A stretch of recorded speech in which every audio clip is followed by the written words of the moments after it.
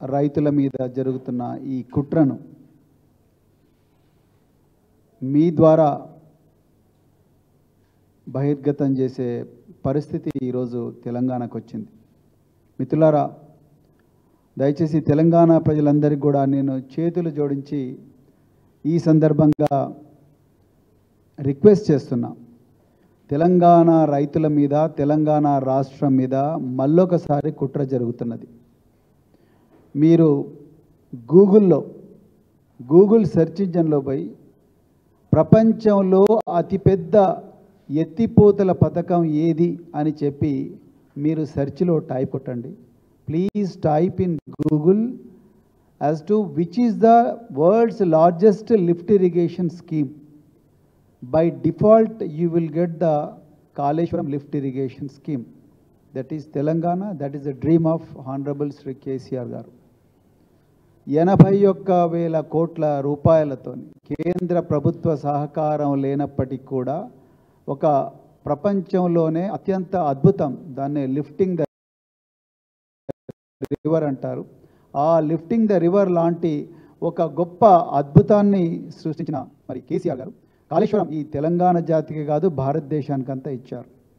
అదేవిధంగా ఉత్తర తెలంగాణకు న్యాయం చేయగలిగాము, దక్షిణ తెలంగాణకు కూడా న్యాయం చేద్దామని చెప్పి కాళేశ్వరం కన్నా ఎక్కువగా పవర్ ఉన్న పంపులను పెట్టి కృష్ణానది దగ్గర, ఇప్పుడు పెద్దలు నిరంజన్ రెడ్డి గారు చెప్పినట్టుగా నార్లాపూర్ దగ్గర, అంజనగిరి నార్లాపూర్ దగ్గర కృష్ణానదిలో అంటే 145 మెగావాట్స్ పవర్ ఉన్న పంపులను పెట్టి, అంటే కాళేశ్వరం కన్నా పవర్ఫుల్ పంపులను పాలమూరు రంగారెడ్డి ప్రజల కోసం కేసీఆర్ గారు ఆనాడు పెట్టారు. 6 రిజర్వాయర్లు, 5 పంప్ హౌస్లు, 5 మోటార్స్, 5 రిజర్వాయర్లు, 4 మోటార్స్. సో అంటే 60 టీఎంసీల వాటర్ను 90 రోజుల్లో కృష్ణానది ఫ్లడ్స్ ఉన్నప్పుడు 90 రోజుల్లో తీసుకొచ్చి రిజర్వ్ చేసుకొచ్చి హైదరాబాద్ దాకా నీళ్లు తీసుకురావాల్సిన ప్లాన్, బ్రహ్మాండమైన ప్లాన్ అది. 31,000 కోట్లతో కట్టారు. న్యాచురల్గా ఏ ఇంజనీరింగ్ ప్రాజెక్ట్ అయినా కూడా over a period of time cost escalation అవుతుంది. కానీ అలా నేను మీకు చెప్పాలనుకున్నది ఏంటంటే, తెలంగాణ ప్రజలకు ఏదైతే ప్రపంచంలో అద్భుతం అని అనుకుంటున్నామో ఆ అద్భుతాన్ని అదో పాతాళానికి తొక్కే కుట్ర చేస్తున్నారు. అదే పాలమూరు బిడ్డ చెప్పుకుంటున్న రేవంత్ రెడ్డి గారు. నేను రేవంత్ రెడ్డి గారిని సూటిగా అడుగుతున్నా, అయ్యా రేవంత్ రెడ్డి గారు, మీరు కాళేశ్వరం లిఫ్ట్ ఇరిగేషన్ ప్రాజెక్ట్కి ఎప్పుడైనా పోయినరా? మీరు పాలమూరు రంగారెడ్డి ఎత్తిపోతల సర్జుపూల్ దగ్గరికి నార్లాపూర్లో ఎప్పుడన్నా వెళ్ళినరా? ఆ మోటార్ల బటన్ల మీద ఎప్పుడన్నా చేసినరా? అదేవిధంగా ఏదుల రిజర్వాయర్ పోయినరా? అదేవిధంగా వట్టెం పోయినరా? లేకపోతే కరివేన పోయినరా? లేకపోతే ఉదండాపూర్ పోయినరా? లేకపోతే లక్ష్మీదేవపల్లి పోయినరా? ఎక్కడ కూడా మీరు పోలేదు. మీరు కేవలం మిసిసిపి, ముస్సోరి నదుల మధ్యలో ఆ అమెరికా అందాలను ఆస్వాదించడానికే ముఖ్యమంత్రి అయినట్టుగా మాకు డౌట్ వస్తూ ఉన్నది. లేకపోతే మీరు ఈ రాష్ట్రానికి కేసీఆర్ గారు, తెలంగాణ ప్రజలు 24 సంవత్సరాల మలిదశ పోరాటంలో వచ్చిన ఆ కన్నీళ్లను పన్నీరుగా మార్చి రైతుల కష్టాలు, కన్నీళ్లను తుడిచే ప్రయత్నం కేసీఆర్ గారు చేస్తే, మీరు ఈరోజు అవన్నీ కూడా అదో పాతాళానికి తొక్కే ప్రయత్నం చేస్తున్నారు. లేకపోతే మరి ఎట్లా వీలవుతాయి చెప్పండి? ఒకవేళ 39 టీఎంసీల నీళ్లు ఈరోజు బంగాళాఖాతంలో కలుస్తూ ఉన్నాయి. ఇక్కడనేమో మన రిజర్వాయర్లన్నీ ఖాళీ కుండల్లాగా దర్శనం ఇస్తున్నాయి. అంటే దీని అర్థం ఆంధ్ర ప్రాంతంలో ఉండే చంద్రబాబు నాయుడు గారు మీకు ఆదేశాలు ఇచ్చినరా? మీరు చెప్పాలి ఈ విషయం. ఎందుకంటే 2016లో ఉమాభారతి గారు కేంద్ర జలవనరుల శాఖ మంత్రిగా ఉన్నప్పుడు ఆంధ్రప్రదేశ్ విభజన చట్టంలో డిండి, అదేవిధంగా పాలమూరు రంగారెడ్డిలు ఉండకూడదు అని చెప్పి ఆ రోజు కుట్ర పన్నింది ఈరోజు ఆంధ్రప్రదేశ్లో ఉన్న ముఖ్యమంత్రి చంద్రబాబు గారు కాదా? ఆ రోజు కేసీఆర్ గారు వీరోచితంగా విత్ డేటా పోట్లాడితేనే కదా ఆ రోజు మనకు రిలీఫ్ వచ్చింది. ఆ రోజు మరి పాలమూరు రంగారెడ్డి, అదేవిధంగా డిండి లిఫ్ట్ ఇరిగేషన్ స్కీమ్. ఇలా మనకు నీళ్లు లేవు, అక్కడనేమో ఫుల్ నీళ్లు పోతూ ఉన్నాయి నాగార్జున సాగర్, దాని నుంచి అక్కడ. మరి మీ కాంగ్రెస్ ప్రభుత్వం 2006లో స్టార్ట్ చేసిన ఎస్ఎల్బిసి కెనాలు ఇప్పటి వరకు కూడా కంప్లీట్ కాలేదు. ఇప్పటి వరకు కూడా కంప్లీట్ కాలేదు. కానీ 2015 జూన్ నెలలో శంకుస్థాపన చేయబడ్డ Palamuru Rangareddy lift irrigation scheme 2023లోనే ఫస్ట్ నార్లాపూర్లో రిజర్వాయర్లో ఫస్ట్ సర్జిపూర్లో నీళ్లు వదిలిందంటే మీరు అర్థం చేసుకోండి. మీ కాంగ్రెస్ హయాంలో స్టార్ట్ అయిన ప్రియదర్శిని జూరాల ప్రాజెక్టు కంప్లీట్ చేయడానికి 25 సంవత్సరాలు పట్టింది. అదే కేసీఆర్ గారు ముఖ్యమంత్రి ఉన్నప్పుడు ఈ 35 ఇయర్స్ పట్టింది. కేసీఆర్ గారు ముఖ్యమంత్రి ఉన్నప్పుడు కేవలం 8 సంవత్సరాల్లోనే Kaleshwaram and Palamuru Rangareddy lift irrigation స్కీమ్లు కంప్లీట్ అయినాయి. ఇక రెండవది తెలంగాణ ప్రజలు గమనించాలి. 2023-24లో తెలంగాణ ప్రభుత్వ బడ్జెట్ డాక్యుమెంట్లో ఇరిగేషన్ డిపార్ట్మెంట్కు 44,000 కోట్ల రూపాయల అవుట్లే బడ్జెట్ కేటాయిస్తే సిగ్గుతో తల వంచుకోవాల్సిన విషయం ఏంటంటే కాంగ్రెస్ ప్రభుత్వం 24-25 బడ్జెట్ సంవత్సరంలో మల్లు భట్టి విక్రమార్క గారు ప్రవేశపెట్టిన బడ్జెట్లో కేవలం 22,000 కోట్లు మాత్రమే ఇరిగేషన్ కేటాయించారు.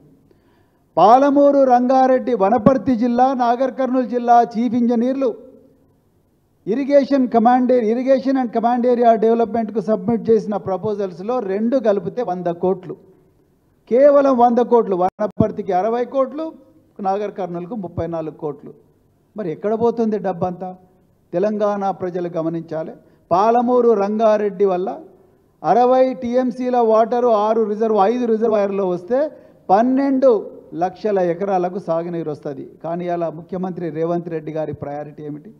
పాలమూరు బిడ్డనే చెప్పుకునే రేవంత్ రెడ్డి గారు ఇవాళ ముఖ్యమంత్రి పీఠం అధిరోహించి వారు మూసీ నది సుందరీకరణ అంటున్నారు. మూసీ నది సుందరీకరణ వల్ల ఎన్ని వేల ఎకరాలకు నీళ్ళు అందుతాయి రేవంత్ రెడ్డి గారే చెప్పాలి. తెలంగాణ ప్రజల తలసరి ఆదాయము ఎంత పెరుగుతుంది మీరే చెప్పాలి. 1,50,000 కోట్లు అన్నాడు ఫస్ట్, తర్వాత 1,00,000 కోట్లు అన్నారు, తర్వాత 1,50,000 కోట్లు అన్నారు. ఇలా పాలమూరు రంగారెడ్డి అంత కష్టపడితే ఒక 20,000 కోట్లు పెడితే మొత్తం డిస్ట్రిబ్యూటరీ సిస్టమ్ కూడా కంప్లీట్ అవుతుంది. కానీ ముఖ్యమంత్రి గారు ఒక్కరోజు కూడా దాని దగ్గర పోలేదంటేనే you can easily understand where his priorities are lying. His priorities are lying in Hyderabad. His priorities are lying on the right bank and left bank of the Musi River, which is totally occupied by so many people, so many land shots. అక్కడ ఉన్న ఈ మూసీ రివర్ను దాంట్లో ప్రజల తలసరి ఆదాయం ఏమాత్రం పెరగని మూసీ రివర్లో 1,50,000 కోట్ల రూపాయల ప్రజాధనాన్ని తగలేసే బదులు అదే పాలమూరు రంగారెడ్డిలో మిగతా వర్క్ ఏదైతే 20% 30% మిగిలిందో దాన్ని కంప్లీట్ చేస్తే లక్షలాది ఎకరాలు సాగునీరు వస్తుంది, వేలాది గ్రామాలకు తాగునీరు కూడా వస్తుంది. మరి ఎందుకు రేవంత్ రెడ్డి గారు ఆలోచించడం లేదు? నిజానికి 8 నెలల పాలనలో ఇరిగేషన్ మీద కాంగ్రెస్ ప్రభుత్వం తీసుకున్న నిర్ణయాలేమో చూడండి మీరు. శ్వేతపత్రం అన్నారు. ఏం సాధించిందండి వీళ్ళు శ్వేతపత్రం? Every country including America is taking loans for the development. America has trillions of dollars of public debt. So every country is taking loans, every state is taking loans. Then in what way Telangana is an exception? And Telangana loans are taken to improve the infrastructure, proper harvesting of the water from 2 rivers. Revanth Reddy గారికి తెలంగాణ నైసర్గిక స్వరూపం మీద భౌగోళిక స్వరూపం మీద ఏ మాత్రం కూడా అవగాహన లేదని చాలా క్లియర్గా అర్థమవుతున్నది. అందుకొరకే ఆయన మూసీ రివర్ చుట్టే తిరుగుతూ ఉన్నారు. ఆనాడు శాతవాహనుల పాలన మీద ఇవాళ వీళ్ళు శ్వేతపత్రాలను విపరీతంగా చెప్పుకుంటున్నారు. ఆనాడు శాతవాహనుల పాలన మీద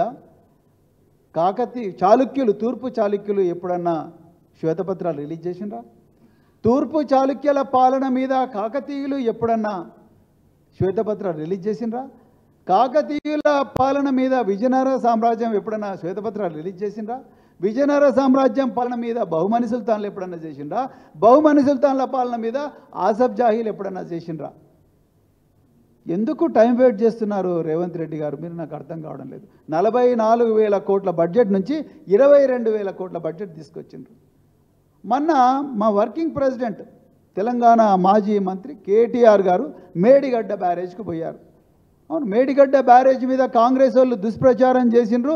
మేడిగడ్డ బ్యారేజ్ బాగానే ఉందని ఒక ప్రజాప్రతినిధిగా, ఒక బాధ్యత గల ప్రజాప్రతినిధిగా, ఒక మాజీ మంత్రిగా ఆయన మేడిగడ్డ బ్యారేజ్కి వెళ్ళారు. అందరు ఎమ్మెల్యేలు, అందరూ ప్రజాస్వామ్యబద్ధంగా ఎన్నికైన ఎమ్మెల్యేలు, ఎమ్మెల్సీలు అందరు కలిసి వెళ్ళారు. వెళ్తే డ్రోను నడిపిండ్రని చెప్పేసి మీరు కేసు పెట్టారు. మరి తెలంగాణలో ఎన్ని డ్రోన్లు నడుస్తలేవు, రోజు పెళ్ళిళ్ళలో డ్రోన్లు నడుస్తున్నాయి, ఎన్ని కేసులు పెడతారు మీరు? ఎందుకు ఇంత కుట్రపూరితంగా వ్యవహరిస్తున్నారు? ఇది ప్రజల పాలన, ప్రజల మీద ప్రతీకార పాలన. మీరే చెప్పాలి. రేవంత్ రెడ్డి గారు, ఉత్తమ్ కుమార్ రెడ్డి, జూపల్లి రామేశ్వరరావు గారు, జూపల్లి కృష్ణారావు గారు. సో ఈ విధంగా మీరు ప్రజల మీద, ప్రజాప్రతినిధుల మీద ప్రతీకారం తీర్చుకోవడానికే చేస్తున్నారు. ఇంకొకటి, ఇప్పుడు లిఫ్ట్ ఇరిగేషన్ అంటే పవర్ ప్రాజెక్ట్స్ కట్టాల్సిందే. మరి ఉత్తర తెలంగాణలోనే ఎన్టీపీసీ రామగుండ ఉన్నాయి, అదేవిధంగా ఉత్తర తెలంగాణలోనే పాల్వంచలో కేటీపీఎస్ ఉన్నది, మనుగురులో ఇంకొక పవర్ ప్రాజెక్ట్ ఉన్నది. దక్షిణ తెలంగాణకు పవర్ ప్రాజెక్ట్స్ లేవు, ఈ లిఫ్ట్ ఇరిగేషన్ స్కీమ్స్కు పవర్ కావాల్సి ఉంటుందని చెప్పేసి తెలంగాణలో మరి ముఖ్యమంత్రి కేసీఆర్ గారు, ఆనాటి ముఖ్యమంత్రి కేసీఆర్ గారు ఎంతో దార్శనికతతోని 4000 మెగావాట్ల డెఫిసిట్ ఉంటే దాన్ని 20,000 మెగావాట్స్ సర్ప్లస్ అదనపు విద్యుత్ శక్తి వచ్చే విధంగా దక్షిణ తెలంగాణకు యాదాద్రి పవర్ స్టేషన్ పెడితే దాని మీద కుళ్ళుతోని జస్టిస్ నరసింహారెడ్డి గారిని తీసుకొచ్చి ఆయన మీద కమిషన్ పెడతారు. అంటే మీరు ఏం ప్రూవ్ చేయాలనుకుంటున్నారు? అంటే ఎందుకు ఇంత కోపం మీకు? ఎందుకు తెలంగాణ ప్రజలంటే కోపం, తెలంగాణ రైతాంగం అంటే కోపం, తెలంగాణ విద్యార్థులంటే కోపం, తెలంగాణ అంటేనే కోపం? అంతా కూడా పక్కన ఆంధ్ర ఎట్లా చెప్తే అట్లా చేస్తున్నట్టుగా మరి తెలంగాణ ప్రజలకు మరి అనుమానం వస్తున్నది. అందుకొరకే ఈ ఎంటీ అయిన ట్యాంక్స్ ఏవైతే ఇప్పుడు పెద్ద నిరంజన్ రెడ్డి గారు చెప్పినట్టుగా ఈ ఎంటీ అయిన ట్యాంక్స్ అన్నీ కూడా తప్పనిసరిగా మరి ప్రత్యేకించి వట్టెం, అదేవిధంగా ఏదుల, అదేవిధంగా మరి నార్లాపూర్, ఈ మూడింటిని కూడా చేయాలి. ఇవన్నీ కూడా ఆపరేషనల్ అని సెప్టెంబర్ 2023లోనే మరి ఆనాడు నాటి ముఖ్యమంత్రి కేసీఆర్ గారు, సింగిరెడ్డి నిరంజన్ రెడ్డి గారు డెమాన్స్ట్రేట్ చేశారు. అందుకొరకు ఇప్పుడు మళ్ళీ కొత్తగా ఉత్తమ్ కుమార్ రెడ్డి గారు మళ్ళీ స్టేట్మెంట్లు ఇస్తున్నారు. ఇప్పుడు కాస్ట్ 30,000 కోట్లు అయింది, కానీ వైట్ ఎలిఫెంట్స్ అయిపోయినాయి. ఎట్లా అంటారండి వైట్ ఎలిఫెంట్స్?